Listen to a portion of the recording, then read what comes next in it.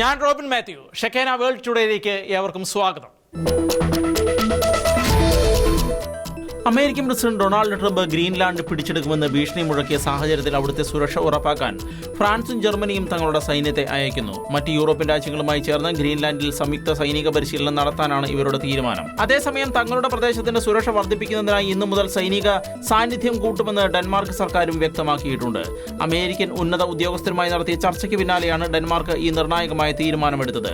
Greenland സ്വന്തമാക്കണമെന്ന വാശിയിലാണ് Trump എന്ന് ചർച്ചയ്ക്ക് ശേഷം ഡാനിഷ് വിദേശകാര്യമന്ത്രി പറഞ്ഞു. എന്നാൽ ഒരു നാറ്റോ രാജ്യം മറ്റൊരു സഖ്യകക്ഷിയെ ആക്രമിക്കുമെന്ന് കരുതുന്നില്ല എന്ന് ഡെൻമാർക്ക് പ്രതിരോധ മന്ത്രി പ്രത്യാശ പ്രകടിപ്പിച്ചു.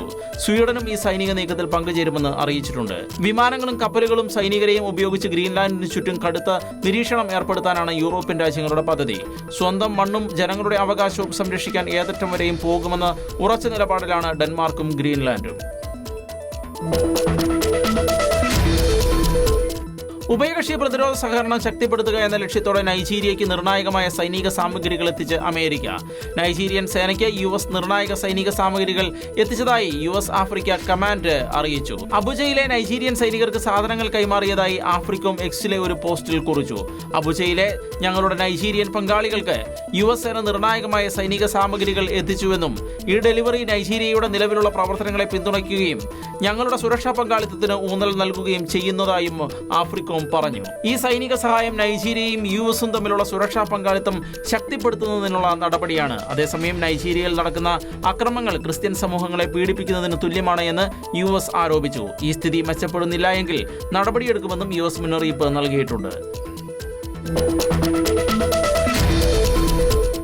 സുഡാനിലെ ആഭ്യന്തര യുദ്ധം രാജ്യത്തിന്റെ സമ്പദ് വ്യവസ്ഥയെ തകർത്തുകൊണ്ടിരിക്കുകയാണ് എന്ന് ധനമന്ത്രി ജിബ്രീൽ ഇബ്രാഹിം. യുദ്ധം മൂലമുള്ള വ്യാപകമായ നാശനഷ്ടങ്ങൾ, വൻതോതിലുള്ള സൈനിക ചെലവുകൾ, എണ്ണയിൽ നിന്നും സ്വർണത്തിൽ നിന്നുമുള്ള വരുമാനം കുറയുന്നത് എന്നിവ സുഡാന്റെ സമ്പദ് വ്യവസ്ഥയെ വളരെ ദുഷ്കരമായ സമയങ്ങളിലേക്കാണ് തള്ളിവിട്ടിരിക്കുന്നത് എന്ന് അദ്ദേഹം വ്യക്തമാക്കി.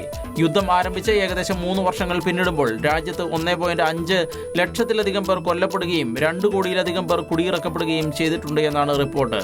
പോർട്ട് സുഡാനിലെ തന്റെ ഓഫീസിൽ നിന്ന് മാധ്യമങ്ങൾക്ക് നൽകിയ അഭിമുഖത്തിലാണ് അദ്ദേഹം ഇക്കാര്യങ്ങൾ വ്യക്തമാക്കിയത്. അടിസ്ഥാന സൗകര്യങ്ങൾ പുനർനിർമ്മിക്കാൻ സഹായിക്കുന്നതിനായി ചെങ്കടൽ തുറമുഖങ്ങൾക്കായുള്ള കരാറുകളും സ്വകാര്യ നിക്ഷേപങ്ങൾക്കും സർക്കാർ ശ്രമിക്കുന്നുണ്ടെന്നും ഇബ്രാഹിം പറയുന്നു. എണ്ണ, സ്വർണ്ണ നിക്ഷേപങ്ങൾ, കൃഷിയോഗ്യമായ ഭൂമി എന്നിവയാൽ സമ്പന്നമായ സുഡാൻ നിലവിൽ ലോകത്തിലെ ഏറ്റവും വലിയ മാനുഷിക പ്രതിസന്ധി നേരിടുകയാണ്. ജനസംഖ്യയുടെ പകുതിയിലധികം ആളുകൾക്കും അതിജീവിക്കാൻ സഹായം ആവശ്യമാണെന്നും അദ്ദേഹം വ്യക്തമാക്കി. 75 രാജ്യങ്ങളിൽ നിന്നും അമേരിക്കയിലേക്കുള്ള കുടിയേറ്റ വിസകൾ അനുവദിക്കുന്നത് താൽക്കാലികമായി നിർത്തലാക്കാൻ ട്രംപ് ഭരണകൂടം തീരുമാനിച്ചു. ജനുവരി 21 മുതൽ പ്രാബല്യത്തിൽ വരുന്ന ഈ നിയന്ത്രണം പാകിസ്ഥാൻ, ബംഗ്ലാദേശ് തുടങ്ങിയ രാജ്യങ്ങളെയും ആഫ്രിക്കൻ, ലാറ്റിൻ അമേരിക്കൻ രാജ്യങ്ങളെയും ബാധിക്കും. വിസ നടപടികൾ കൂടുതൽ കർശനമാക്കുന്നതിന്റെയും സുരക്ഷാ പരിശോധനകൾ വർദ്ധിപ്പിക്കുന്നതിന്റെയും ഭാഗമായാണ് ഈ പുതിയ നീക്കം. ഈ രാജ്യങ്ങളിൽ നിന്നുള്ളവർ അമേരിക്കയിലെത്തിയാൽ സർക്കാരിന്റെ ആനുകൂല്യങ്ങളെ അമിതമായി ആശ്രയിക്കാൻ സാധ്യതയുണ്ട് എന്നാണ് അധികൃതർ പറയുന്നത്. കുടിയേറാൻ ആഗ്രഹിക്കുന്നവർ സാമ്പത്തികമായി സ്വയം പര്യാപ്തമാണ് എന്ന് ഉറപ്പുവരുത്താൻ വിദേശകാര്യ വകുപ്പ് കർശനമായ നിർദ്ദേശം നൽകിയിട്ടുണ്ട്. എന്നാൽ സന്ദർശക വിസകളെ ഈ നിയന്ത്രണം ബാധിക്കില്ല എന്നത് യാത്രക്കാർക്ക് വലിയ ആശ്വാസമാണ്.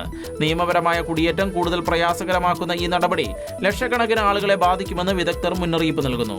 എന്നാൽ രാജ്യത്തിന്റെ സുരക്ഷയ്ക്കും സാമ്പത്തിക ഭദ്രതയ്ക്കുമാണ് മുൻഗണന നൽകുന്നത് എന്നാണ് വൈറ്റ് ഹൌസിന്റെ നിലപാട്.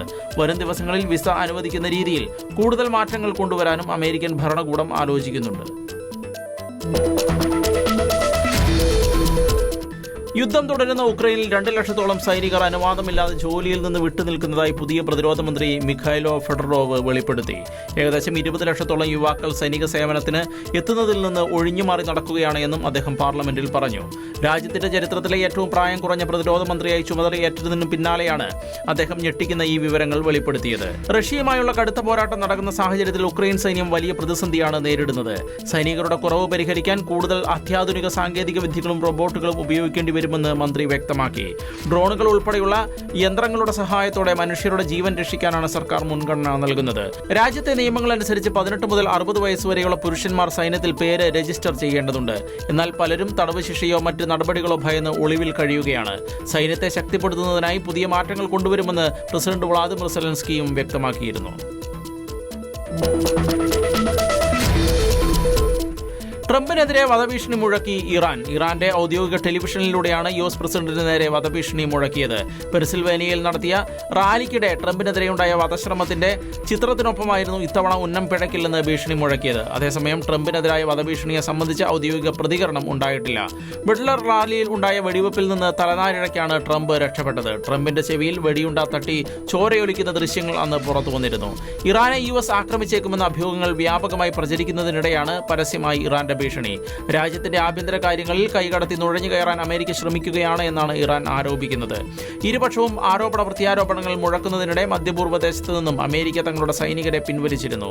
US ഏതെങ്കിലും തരത്തിൽ ഇറാനിൽ ഇടപെട്ടാൽ തക്ക തിരിച്ചടി നൽകുമെന്നും US സൈന്യത്തിന് ഇറാനിലെത്താൻ വഴി ഒരുക്കുന്നവരും ആക്രമിക്കപ്പെടുമെന്നും ഇറാൻ ഇന്നലെ വ്യക്തമാക്കിയിരുന്നു. ഇത് ഖത്തറിനും UAE-ക്കുമുള്ള മുന്നറിയിപ്പായാണ് വിലയിരുത്തപ്പെടുന്നത്. ജൂണിലെ 12 ദിവസത്തെ യുദ്ധത്തിനിടെ ഖത്തറിലെ അമേരിക്കൻ വ്യോമത്താവളമായ അൽ ഉദൈദ് ഇറാൻ ആക്രമിച്ചിരുന്നു.